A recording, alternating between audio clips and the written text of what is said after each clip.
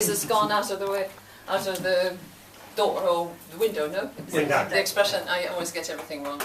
Anyway, a few facts about property. 30 years ago, the average property price was £37,000. Do you know how much it is now? £137,000. No? 120. 162. £167,000. Whoa. So, I mean, that's really amazing, isn't it, when you think about that? The other fact is that you can buy property with leverage. That means that you can, the bank is going to give you most of that money. If you buy a buy-to-let, it's going to be 75%, you can have sometimes 80% of the value of the house that you can have through a bank. So basically that is really very powerful, and I'll tell you why in a second. The other thing is that nowadays, if you are in employment, it's not sure that you're going to be in employment tomorrow. So you need something on the side, and why not make it property? One of the things about leverage, so if you invest in gold, you have to invest, let's talk about a round figure, 100,000. I know a lot of people don't have 100,000 spare. Not even down the back of the sofa. Exactly. Yeah. However, I'm going to tell you something about it later. But imagine that you invested 100,000. If you want to invest in gold, you're going to have to put the whole amount in gold. The bank isn't going to sort of say, oh yes, you want to buy gold, I'll give you 75% of it. No, they don't. So, the power of houses, I'm going to have to do it from here. If you've got £100,000,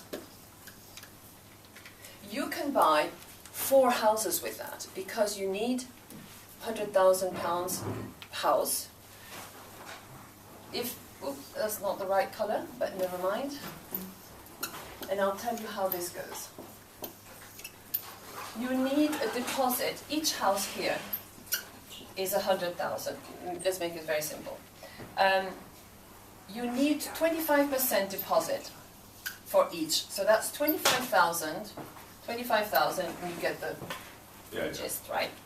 The bank, really nice, is going to lend you 75,000. So, you then start renting it out, and your tenant is going to pay for your mortgage. Now, payment of £75,000 mortgage. Let's say that you pay 5%. So 5%, 75 per 3750. 3750. 750. Perfect. There's a money man back there, isn't there? Yes, isn't that practical? Very He's practical. worked out his commission on that as well. Now, actually, when you buy something like that, you're going to ask for a rent. If it's a 3-bedroom house, for instance, not in Cambridge, mind you, but in Peterborough you can easily find this sort of thing. And your tenant is going to pay you 550. 575, let's make it even easier. Your profit is going to be, so you're going to have an income here of £200 a month, which is £2,400 a year, okay? A few years down the line, 10 years down, we know that on average, houses' prices go up double the amount. So here is your £100,000 house is going to be now 200,000. So how much is your mortgage now? 75. 75,000. It hasn't changed. In the meantime, 10 years down the line, you've made 25,000 in income, correct? About. Yeah. Let's make it really easy, right? So 25,000. Oh, I should have done that a little bit differently. Here, 25, so that it's easier to understand. Okay, so basically, you have made quite a lot of money, right? How much have you made on each house? So that's 100 here, that you haven't had to do anything. It's capital appreciation. You've made 25 here, so you've made £125,000. You only had 100,000 K. Okay, I'm saying only, but of course you still need that. And from that 10 years on, you've made 125,000. Now that's powerful. I don't know who can save that much money in 10 years' time with a normal salary. Now you have to quadruple all that. So basically you've made £600,000, no, £500,000, £500,000, 10 years down the line, only by buying 4 houses. Okay, so that's one thing. So you can see that it's really powerful. That's why I always say, don't wait to buy property. Buy property and then wait, because it's really long term, right? Now, I just want to show you 2 examples. People don't always have money to buy. They don't have that 100,000. But why don't we joint venture? There are a lot of people that have a lot of money in the bank, and they're thinking, I'm only getting 1.5%, 2% at the bank. So joint venture with others. This is a tiny flat. The ones I've got is here, these 3 windows. It's a 2-bedroom flat. And they were bought in 2002 for about 75,000 in Leeds. You know, normal sort of price, right? They all had a problem with the deeds. The plan wasn't quite right. They got on them and they weren't paying their service charges. So they were put on the market for 49, repossessed, put on the market for 49. I sort of suggested 36, it sounded to me to be a good price. However, when I read the plans, I saw that they were wrong. So I said, I'm not going to buy this at that price, I'm going to buy it at 20,000. Well, they didn't accept that. But they did accept 23,000. So this 2-bedroom flat, I bought for 23,000. I didn't have 23,000. I borrowed 25,000 from somebody else, giving them 12% per year. Now this lady, who I borrowed the money from, is getting £250 every month. I'm getting from this flat 520. I am paying a high service charge, which is about £100 a month. So that's 350. So now this flat is valued again around 55,000. The day the deeds are in order, which is any moment now, it's taken 3 years. But I can then remortgage all that. If I have a 75% mortgage, I'm going to be able to take out 41,000 out of this. I repay my investor 25,000. They've had their interest rate, right? I am also going to give them 30% on the profits. The difference that I made from 25,000 up to 55,000. But that's little fry, right? In the meantime, I'm going to be taking out of this 16,000. Okay, that's one example. And I didn't have to pay it for myself, right? This is another example, and I'm sorry that the picture is really too small. But this is a little maisonette on top of some garages in Peterborough. Pass it round. Pass it round, exactly. And I saw this maisonette about 3 years ago, 2 years ago, and I offered, it was on the market for 70,000, 2-bedroom and 2 reception rooms. And I offered 63,000, they didn't accept. Well, I was a bit sad, but okay. And then 6 months later, I went to see a similar house, which wasn't in the best condition. And then I told the agent, well, is the other one still on the market? He said, yes. So I went back to see them, and I offered them a lease option, that is a rent-to-own. I'm renting that house. I'm renting that house for £350 a month.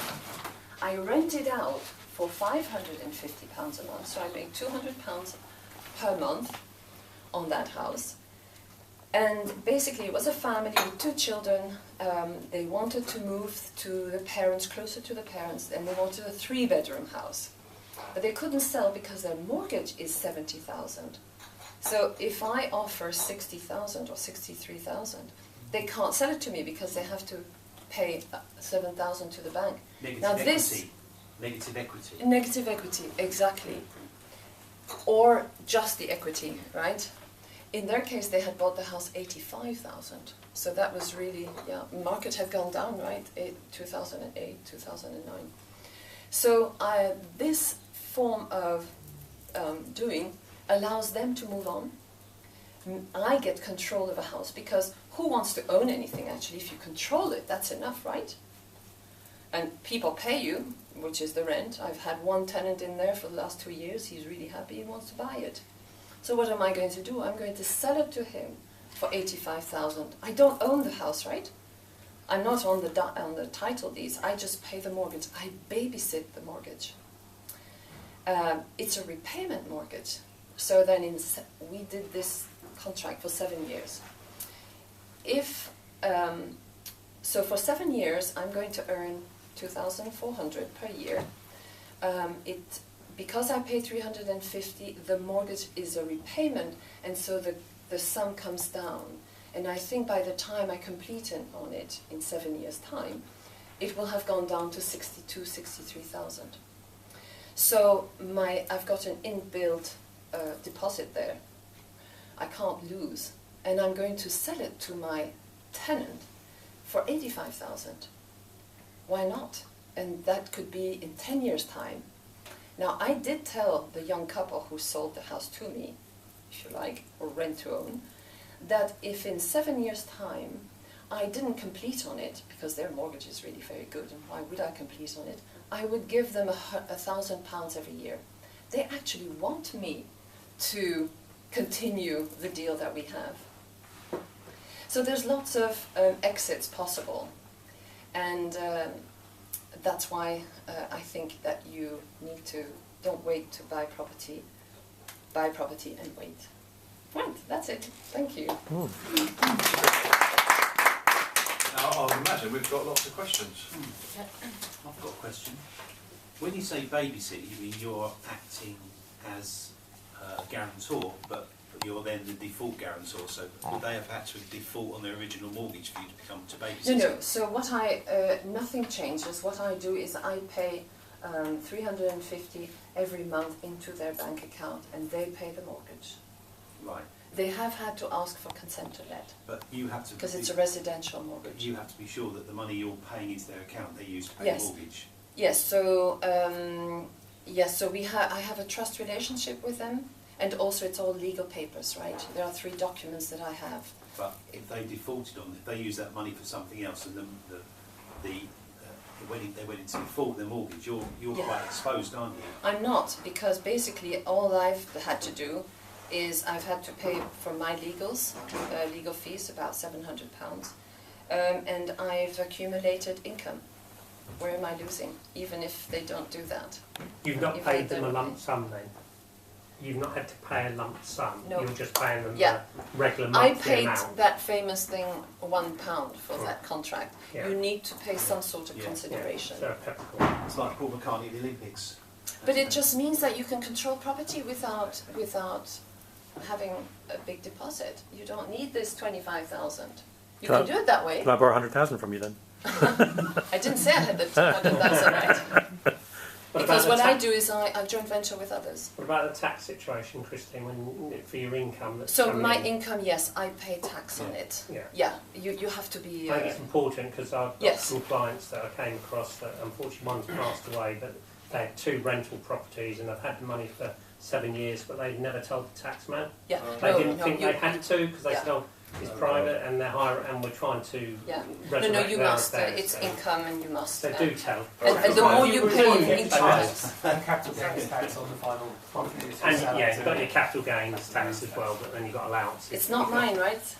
Okay, this, yes, this, yeah, yeah. There would be But capital what you gains, do is you find property that you never want to sell. So you remortgage, and you remortgage. But never sell it, right? Because then otherwise that would be quite expensive.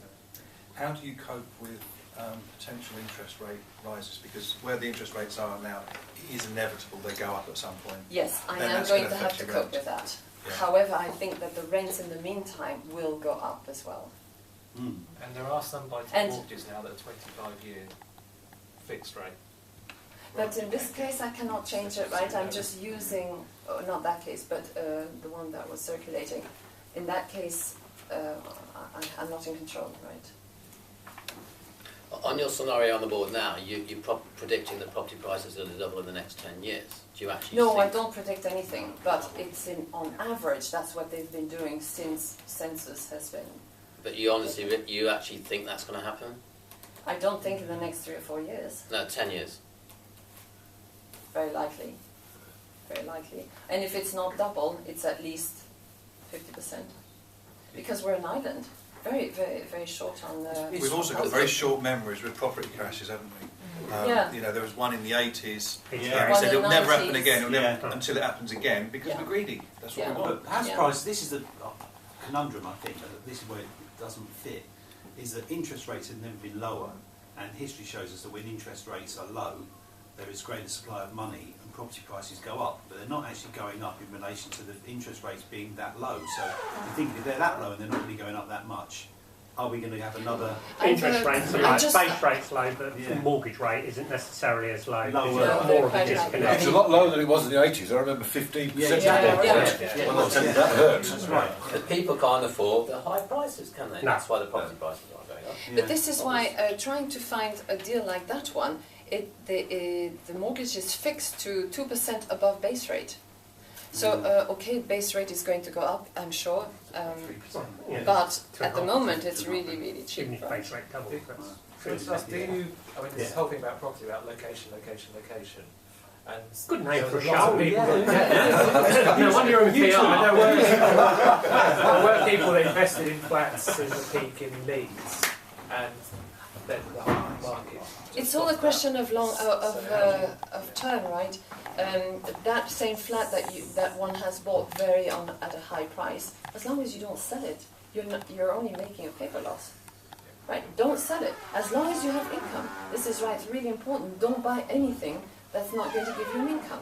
Would you suggest using agents to manage them? And to Yes, because why do you want to do it yourself? I'm doing it myself, and gosh, it's a hassle sometimes. So I employ now someone who does it for me.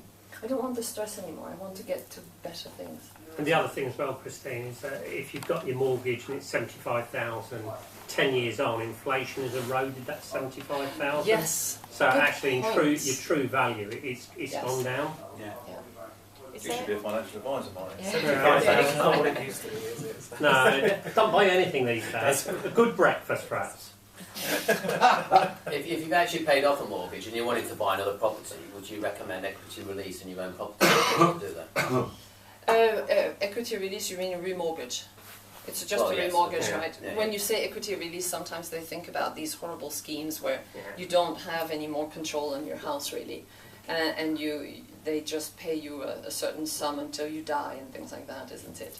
Is that what you were thinking Well, about? the word should be remortgage. Remortgage, yeah. If you just remortgage your house, yes, I've remortgaged my house to the It's top. cheaper, isn't it, Christine, than getting a buy-to-let rental mortgage that actually getting a main But it gives me mortgage. the You'll get it better gives me interest these, rate. these deposits. I've only got I've got 30 properties, and I've got 3 of them which are on a lease option, and I'm getting another 2 on a lease option, because that is the beauty of that, is that you don't own them. Something happens, you can say, "I'll give it back to you, dear Mr. Owner," Is there, unless you have exchanged. is there a certain type of property? So if you're looking at a buy-to-let, would you say flats are more popular with being rented out, or houses? It or? all depends on the location, what you want to do, what your strategies are. There's nothing that I can sort of say. Even rural properties, well, if you make your profit up front, so you have to buy at a lower price, this is what makes the business better, like that little flat there that I showed you. That's where you make the profit, right? So if you buy, or if you don't buy, but just take over a house in a rural location, if you then find a tenant buyer, someone who is going to give you a little bit of deposit up front, 5,000, 10,000 or more, if it's London, it's going to be 20 or 30,000, they can't get a mortgage. But you've got the mortgage, or the owner's got the mortgage, and you're just in between. And they like the house, they're going to pay that deposit, that rent, plus a super rent. There's not much you can lose, that's the thing.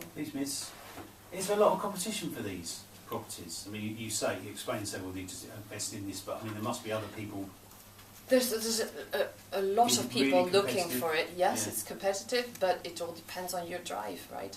Everyone, you can find places where you just then pay a commission to people who have already found the property, where the owner has already said, I want to But I sell at assume your network 25%. that you're part of PIN, which you're part of. Yes, so you a lot of access. people there source properties for others, Yeah. and they sell it for a fee. But it's better to do something than nothing. Take action. Don't stand there and do nothing, because it's your future. And as long as you can rent it out, that you're going to be fine. Yeah, that's the big caveat, isn't it? But if you can't rent it out, sell it on Yeah. to a tenant buyer. A lot of people can't get mortgages. Young people. They don't have parents that can give them the deposit. Banks don't want to know.